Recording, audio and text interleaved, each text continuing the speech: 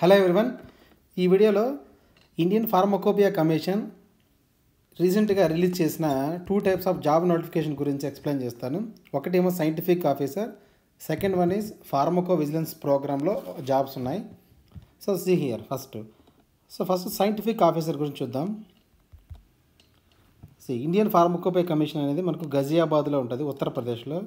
So వాళ్ళు pharma పీపుల్కి కూడా ఎలిజిబిలిటీ ఉండే ఒక పోస్ట్ రిలీజ్ చేశారు. టోటల్గా 4 సైంటిఫిక్ ఆఫీసర్ పోస్ట్ రిలీజ్ చేశారు. ఓకే, సరే, ఇందులో 3 అన్రిజర్వ్డ్ ఉన్నాయి, 1 ఓబీసీ కేటగిరీకి ఉంది. ఓకే, సో దీనికి పే మ్యాట్రిక్స్ లెవెల్ 56,100తో పే స్టార్ట్ అవుతుంది. అంటే అరౌండ్ 90,000 ప్లస్ ఉంటుంది salary. Age limit up to 35 years వరకు ఉంది. ఓకే, సో ఈ పోస్ట్ అనేవి మనకు సంబంధం లేదు, వదిలేసేయండి. నెక్స్ట్, సో మీరు ఎలా అప్లై చేయాలంటే అప్లికేషన్ ఫార్మాట్ కూడా నేను డిస్క్రిప్షన్లో ఇస్తాను. ఈ నోటిఫికేషన్ కూడా డిస్క్రిప్షన్లో ఇస్తాను, మీరు డౌన్లోడ్ చేసుకోండి. ఇది ఎలా అంటే ఆఫ్లైన్లో మనం అప్లికేషన్ ఫిల్ చేసి పంపించాల్సి ఉంటుంది.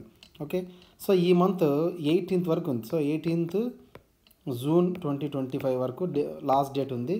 సో 18th జూన్ లోపల మీరు అప్లై చేసి ఆ పోస్ట్ కూడా ఇక్కడ రీచ్ అయిపోవాలి. సో ఎక్కడికి రీచ్ అవ్వాలంటే అడ్రస్ కూడా ఇక్కడ ఇచ్చారు. Secretary come scientific director, Indian pharmacopoeia commission, sector 23, Rajnagar, Ghaziabad, Uttar Pradesh. So మీరు అప్లై చేసే అప్లికేషన్ దాంతోపాటు మీ మార్క్స్ మెమోస్ కంప్లీట్గా అటాచ్ చేయాలి. ఓకే, సో ఫస్ట్ క్వాలిఫికేషన్ ఏంటి చూడండి. దీనికి సైంటిఫిక్ ఆఫీసర్కి క్వాలిఫికేషను మనకు post graduation in pharmaceutical science, అంటే ఫార్మసీ ఉన్న వాళ్ళందరూ కూడా ఎలిజిబిలిటీ ఉంటుంది. ప్లస్ ఒకవేళ పిహెచ్డి ఉందనుకోండి, డిజైరబుల్, అంటే పిహెచ్డి ఉన్నా లేకపోయినా ఫార్మసీ ఉంటే చాలు. పిహెచ్డి ఉంటే ప్రిఫరెన్స్ ఉంటుంది కొద్దిగా.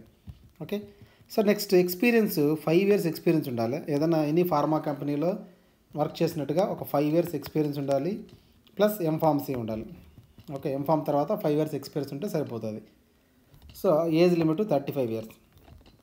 సో విత్ సర్టిఫికేట్స్ అప్లై చేయాలి. అప్లికేషన్ ఫామ్ కూడా ఉంది, చూపిస్తాను. ఓకే, సో ఇది అప్లికేషన్ ఫాము. ఈ అప్లికేషన్ ఫామ్ని మీరు మామూలుగా ఫిజికల్గా మొత్తం ఫిల్ చేయాలి, ఆన్లైన్లో అప్లికేషన్ లేదు. ఓకే, సో ఫిజికల్గా అప్లై చేసి మొత్తం అంతా ఫిల్ చేయండి కంప్లీట్గా, మీ ఎక్స్పీరియన్స్, మీ క్వాలిఫికేషన్ డీటెయిల్స్ ఎక్సెట్రా. ఓకే, చేసి ఈ అప్లికేషన్కి అటాచ్డ్గా మన బీఫార్మసీ, ఎంఫార్మసీ, ఫార్మా డి వాళ్ళు కూడా ఎలిజిబులే.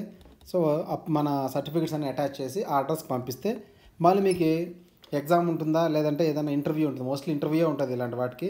ఇది రెగ్యులర్ జాబ్, పర్మనెంట్ జాబ్ ఇది. ఓకే, కాంట్రాక్ట్ ఆ టైప్ కాదు. సో మనకి మళ్ళీ మెయిల్ వస్తుంది, త్రూ మెయిల్ కానీ త్రూ పోస్ట్ కానీ వాళ్ళు ఇన్ఫామ్ చేస్తారు మీకు, డేట్ ఆఫ్ ఇంటర్వ్యూ కానీ లేదా డేట్ ఆఫ్ ఎగ్జామ్ కానీ.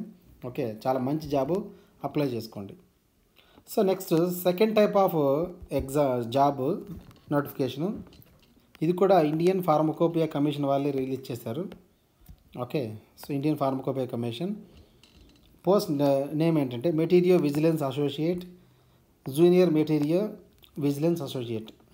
ఓకే, సో ఈ రెండు కూడా పోస్ట్ నెంబర్ ఆఫ్ సేమ్ పోస్టే. టోటల్గా 3+1 4 పోస్ట్ ఉన్నాయి. 3 పోస్ట్ ఏమో ఇండియన్ ఫార్మకోపియా కమిషన్ ఐపీసీలో ఉన్నాయి, 1 పోస్ట్ ఎయిమ్స్ రిషికేష్లో ఉంది.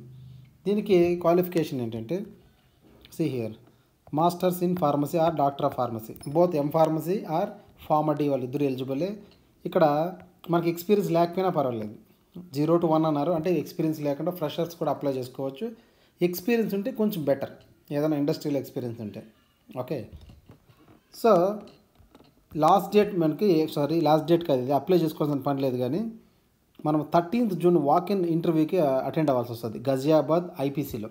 ఐపీసీ ఆఫీస్ ఉంటుంది కదా, అక్కడ వెళ్ళి 13th జూన్ 9 AM స్టార్ట్ అవుతుంది ఇంటర్వ్యూస్. సో డైరెక్ట్ ఇంటర్వ్యూనే. ఓకే, ఇది కాకపోతే ఇది అవుట్ సోర్సింగ్ జాబ్, గుర్తుపెట్టుకోండి. ఇది పర్మనెంట్ కాదు. ఇంతకుముందు చెప్పింది సైంటిఫిక్ ఆఫీసర్ పర్మనెంట్ జాబ్, ఇది మాత్రం అవుట్ సోర్సింగ్. శాలరీ ఫిక్స్డ్గా ఉంటుంది 32,000.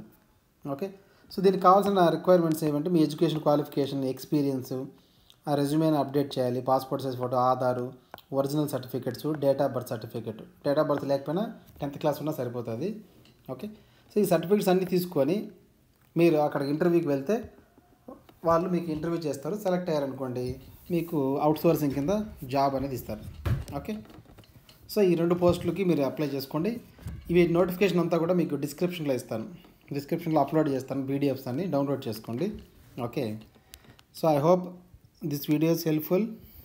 లైక్ చేయండి, షేర్ చేయండి, సబ్స్క్రైబ్ చేయడం మర్చిపోవద్దు. Thank you.